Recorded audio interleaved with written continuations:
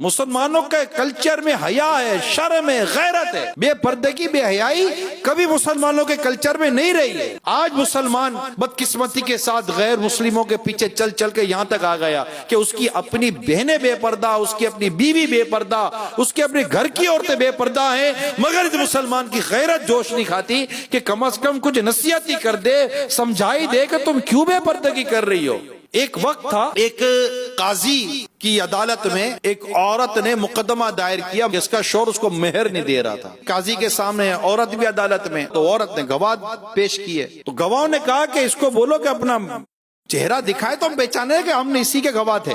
تو قاضی نے کہا کہ اب چہرہ دکھاؤ. بعض صورتیں ہوتی ہے کہ چہرہ دیکھنے کی. وہ عورت جو تھی، اب اس کے جو ہاتھ تھے نا وہ کانپ رہے تھے نا، کہ وہ چاہتی نہیں تھی کہ میرا چہرہ میرے شوہر کے سوا کوئی غیر مرد دیکھے. غیرت مند شوہر وہاں سے آواز لگاتا ہے کہ قاضی صاحب، میں اپنی بیوی کا مہر دینے کے لیے تیار ہوں، اس کو بے پردہ نہیں ہونا، اس کو بے پردہ مت کرے.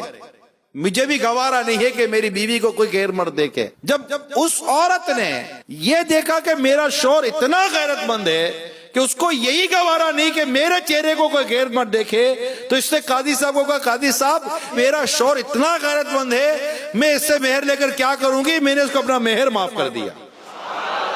یہ پہلے ایسا دور تھا، شوہر غیرت مند تھے. آج معذرت کے ساتھ بے غیرتی ہے، اپنی بیوی کو بے پردہ گھماتے ہیں، سمجھاتے بھی نہیں ہیں. آدمی قدرت پر سمجھائے، دل رنجیدہ ہو، سمجھاتا ہو، سب کچھ کرتا ہو، مگر پھر بھی اگر خدا ناخواستہ نہیں ہوتا تو ایک الگ کیس ہے.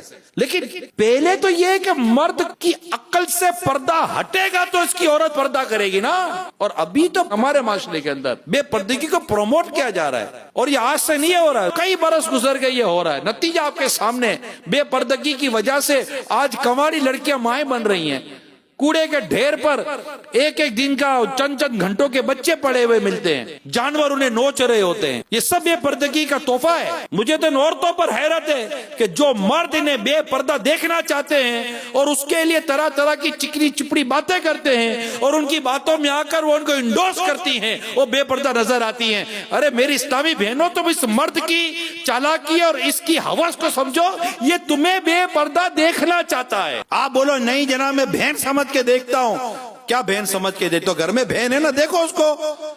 میں ماں سمجھ کے دیکھتا تو ہے نا گھر میں ماں، دیکھو اس کو. گھر میں ماں کو دیکھنے کی فرصت نہیں ہے. دوسروں کو میری ماں سمان ہے، میری بہن جیسی ہے، میری ماں جیسی ہے. یہ ساری بہن جیسی ماں جیسی تم کو ایسے ملتی ہے؟ کبھی بولا یہ میرا چچا جیسا ہے، یہ میرا بھائی جیسا ہے، یہ میرے دادا جیسا ہے، یہ میرے نانا جیسا ہے؟